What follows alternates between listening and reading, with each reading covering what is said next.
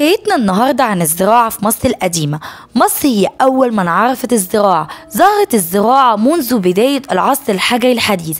بدأ الإنسان يستقر بعد ما كان بيجمع النبات ويلتقط الثمار، وأسس حضارة إنسانية عريقة.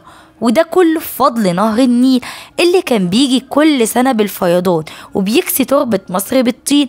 لذلك المصري القديم قسم فصول السنة ل3 فصول: فصل الفيضان، فصل البذر، وفصل الحصاد. كل فصل من الفصول ال3 دول كان مدته 4 شهور. المصري القديم كان بيشتغل في الأرض الزراعية طوال أيام السنة، ما عدا ما بين فصل البذر والحصاد كان بيستنى لحد ما تنضج المحاصيل. وفي الوقت ده ما كانش طبعا قاعد وما بيشتغلش، كان بيشتغل في خدمة المعابد والملك.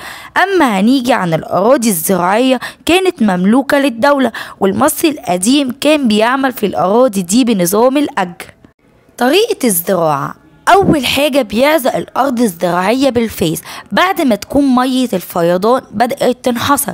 بعد كده يبدأ يحرسها بمحراث تجر الثيران، ويبدأ يرمي البذور على الأرض الزراعية، ويطلق الأغنام عشان تدوس على الحبوب برجليها على التربة.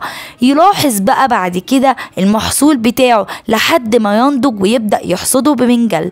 بعد كده بعد ما يحصد المحاصيل بمنجل بيقدرها بمقادير. ليه؟ عشان يتدبر الاقتصاد القومي ويوفر غذاء للشعب المصري طوال السنة لمواجهة انخفاض النيل.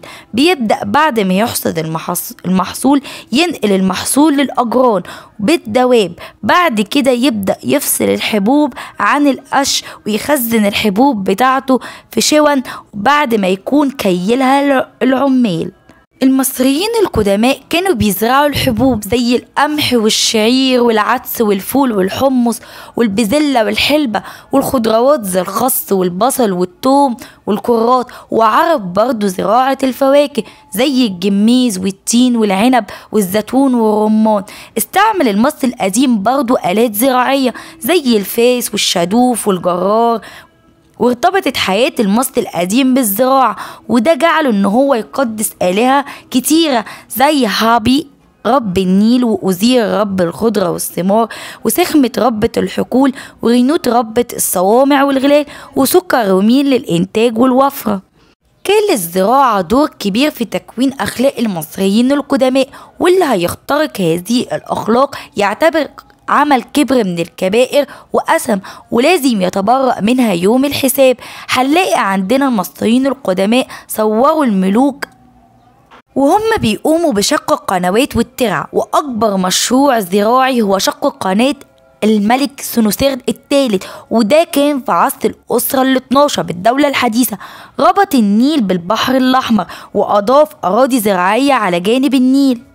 كانت بتشارك السيدات الرجال في العمل الزراعي بالحقل، وكمان الأولاد والبنات خاصة أيام الحصاد. أشهر السدود سد اللاهون بناه الملك امنمحات الثالث في الدولة الوسطى. بناه عشان يحجز مية الفيضان وينتفع بيها بعد كده في ري الأراضي الزراعية ويزود مساحة الأراضي الزراعية. ومن هنا نقدر نقول إن الزراعة في مصر القديمة لعبت دور رئيسي في تشكيل الحضارة المصرية اللي قامت على الاستقرار في وادي النيل وارتباط المصري القديم بأرضه، وإقامة حضارة عظيمة أساسها الزراعة نمت فيها روح الارتباط والانتماء ليها. بكده نكون انتهينا من حكاية النهاردة. يا رب تكونوا استفدتوا واستمتعتوا، والسلام عليكم.